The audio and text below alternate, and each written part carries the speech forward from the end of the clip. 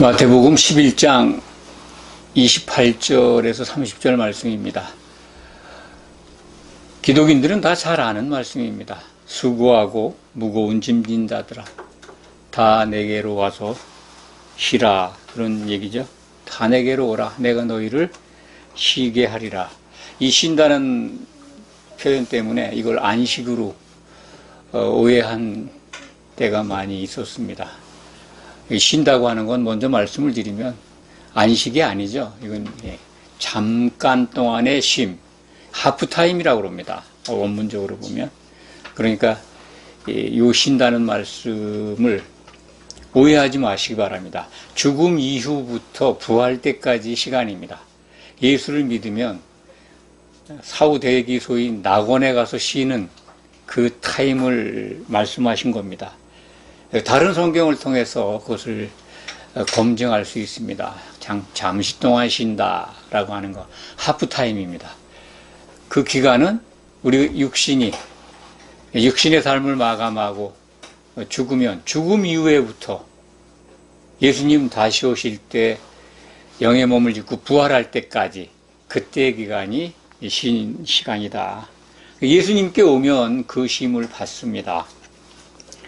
오늘 말씀에 이제 이 멍에라는 말이 등장합니다. 멍에.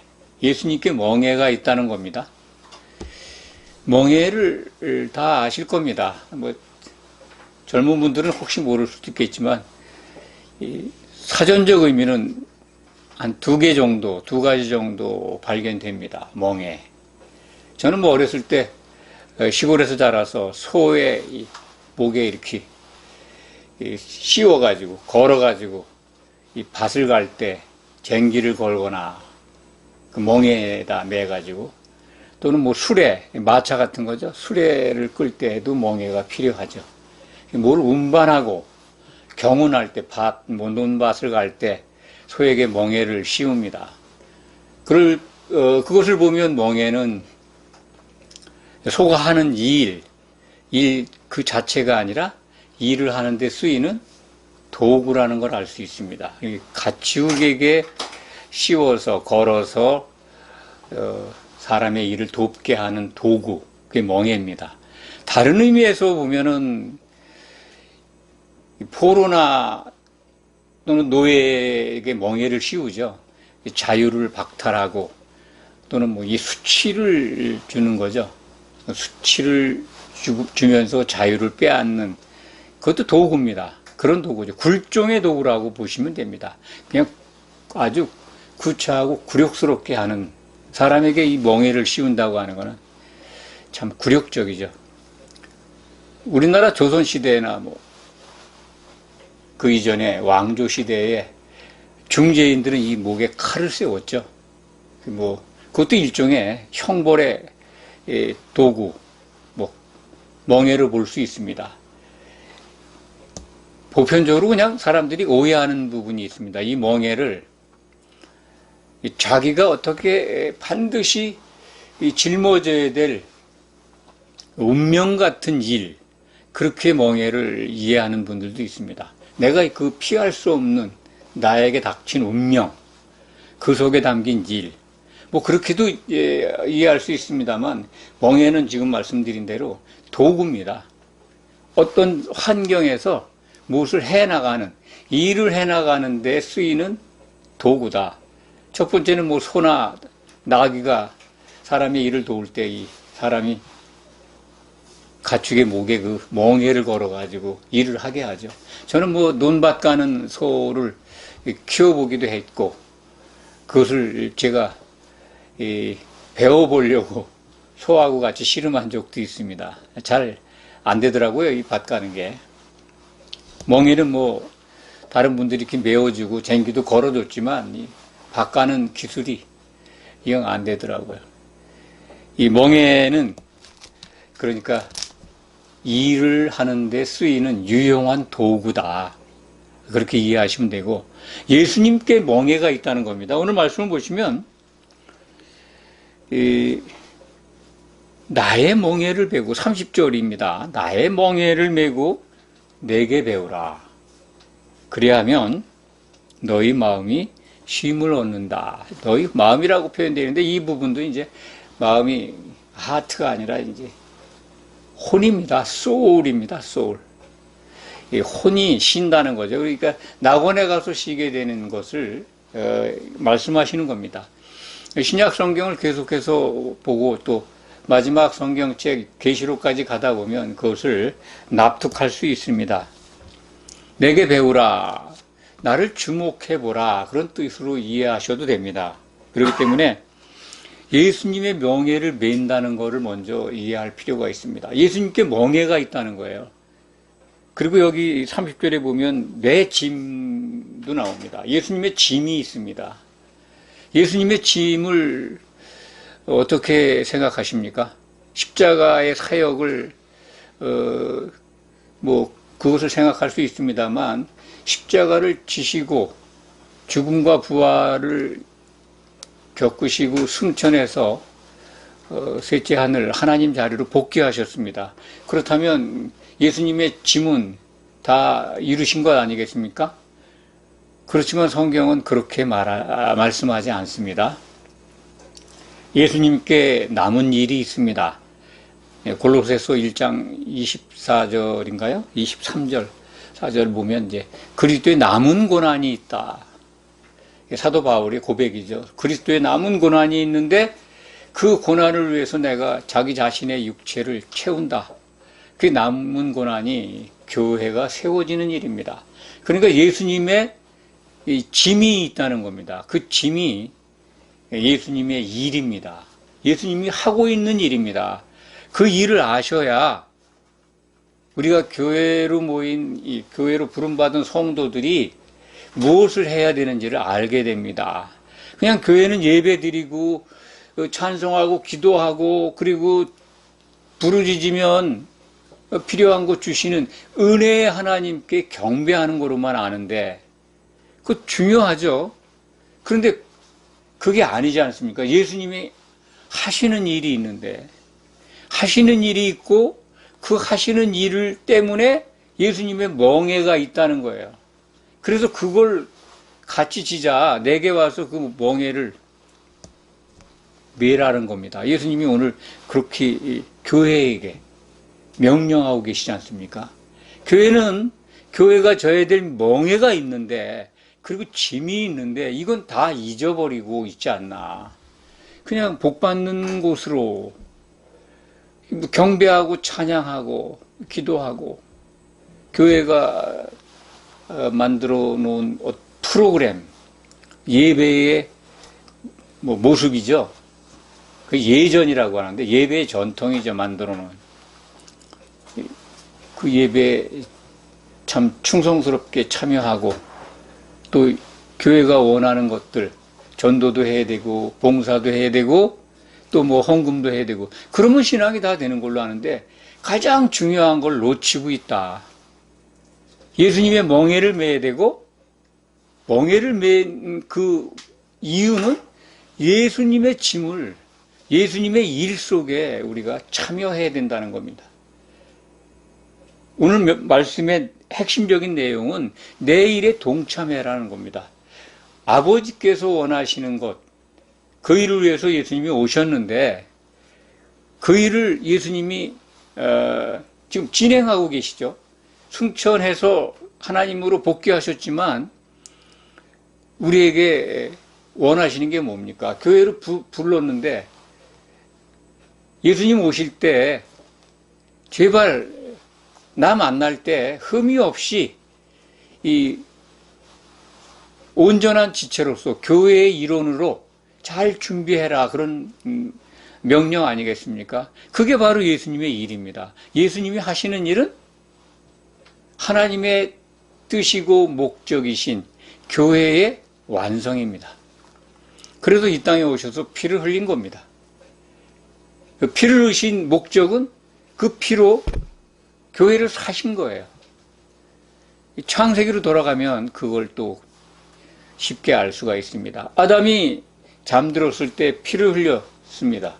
갈비가 빠져나갔죠. 갈비를 취해서 하나님께서 그의 아내를 만들었습니다. 아담이 피를 흘렸을 때 나온 게 그의 아내입니다. 이것이 신약시대에 그리스도께서 피를 흘리시고 사신 게 교회입니다. 근데 그 교회가 예수님이 신랑으로 오실 때 신부로서 합당하게 준비해야 한다는 것이 바로 예수님의 멍에를 반드시 져야 된다. 그리고 예수님의 짐을 함께 져야 된다. 짐을. 예수님의 짐, 예수님의 일에 함께 해야 되는 거죠. 예수님의 남은 고난에 참여해야 한다는 겁니다. 그 참여하는 방법이 신약 성경에 담겨 있죠. 우리를 은혜로 부르셨습니다.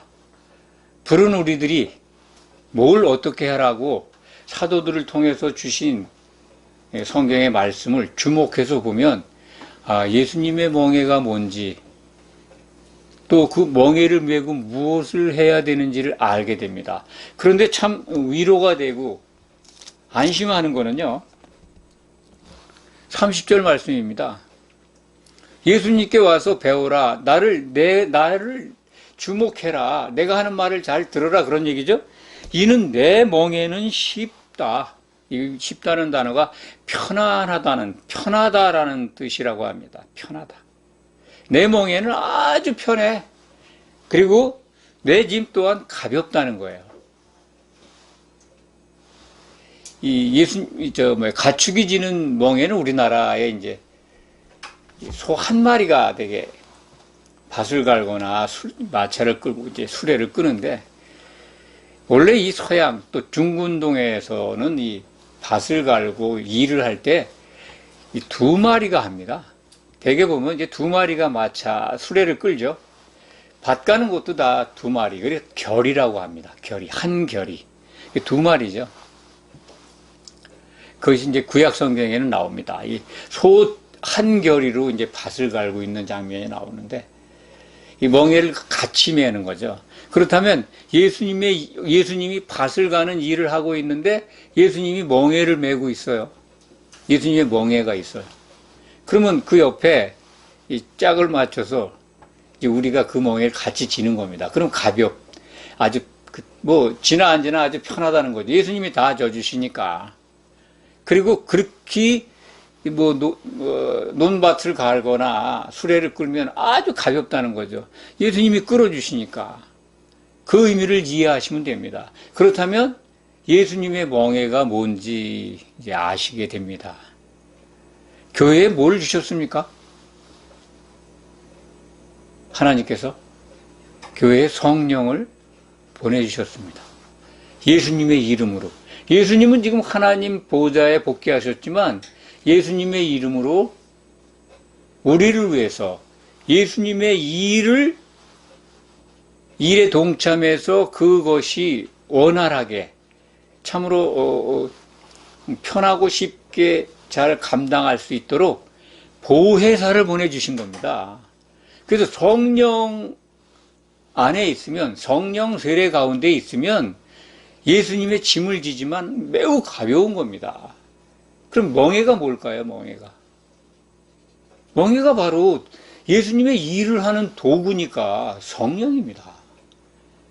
내 멍에는 편하고 내 짐은 가볍다. 내 멍에를 메고 지라.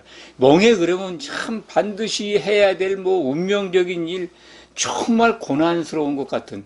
그러니까 예수님의 멍에를 십자가 형틀로 이해할 수도 있습니다.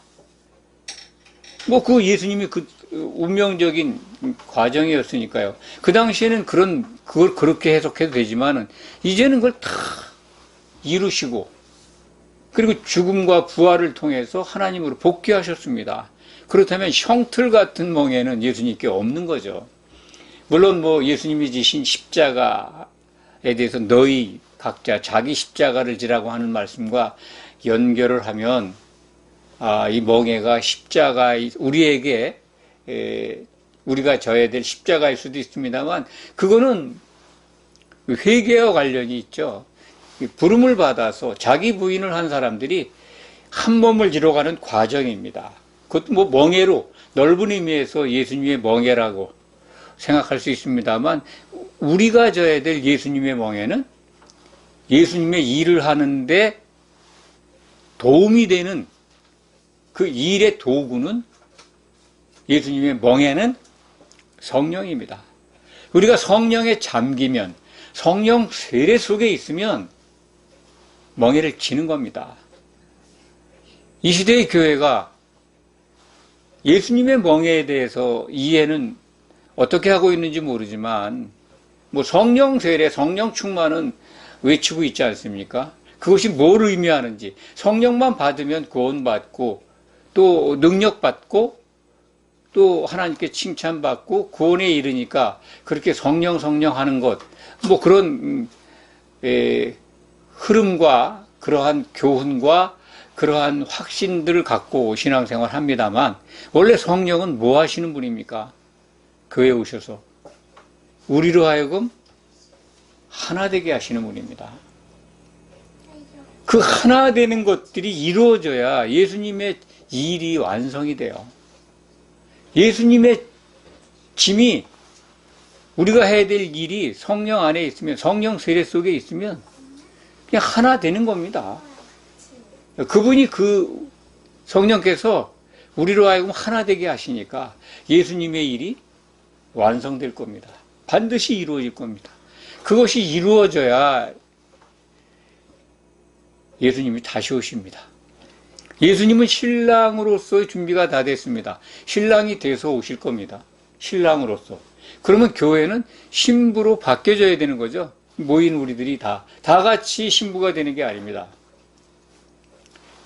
성령 안에서 예수님의 그 몸으로 하나가 되어야 됩니다. 한 몸을 이루어야 됩니다. 그것이 예수님의 일이고 그것이 예수님의 남은 권한이고 그 일을 위해서 예수님은 사도들을 부르셨고 이 사도들을 통해서 교회의 기초석으로 삼으셨습니다. 그러니까 예수님의 분신들이 반석이죠. 우리는 그 위에 부름받은 성도들은 세워지는 겁니다. 세워지는 것이 흠이 없이 세워졌을 때 예수님이 오는 거죠. 오시는 거죠. 그리고 이 멍에를 맨다. 예수님의 멍에를 맨다는 것은 성령 세례 속에 잠기는 겁니다. 그러면 예수님께 모든 걸 배울 수 있고 그리고 예수님이 지신 짐, 예수님이 해야 하는 일, 지금 우리가 해야 되는 일들을 다 알게 되고 오직 그것을 향해서 신앙생활하게 됩니다. 다른 일들 교회에서 해야 될 일도 많고 신앙생활 때 먼저 거쳐야 될 과정도 있고 그리고 또 주목해서 볼 일도 많이 있습니다만 가장 중요한 거는요. 성령 세례 속에 빠지는 겁니다. 성령에 잠기는 겁니다. 성령이 하나 되게 하신 것, 그것을 주목한다면 예수님의 멍에를 지게 됩니다. 그럼 예수님의 멍에를 맨다는 것을 이제 이해하셨을 겁니다. 한마디로 말씀드리면 성령이 하나 되게 하시는 분이기 때문에 우리가 성령 세례 속에 잠기면 멍에를 맨 것이고 그리고 성령에 잠겨서 하나 되게 하는 성령께서 하나 되게 하신 것을 힘써 지킨다면 그게 바로 예수님의 짐을 지는 겁니다. 예수님과 함께 일을 하는 거죠. 예수님의 목적, 흠이 없는 교회 완성, 어린 양의 신부로 준비되는 것, 그게 예수님의 일이에요.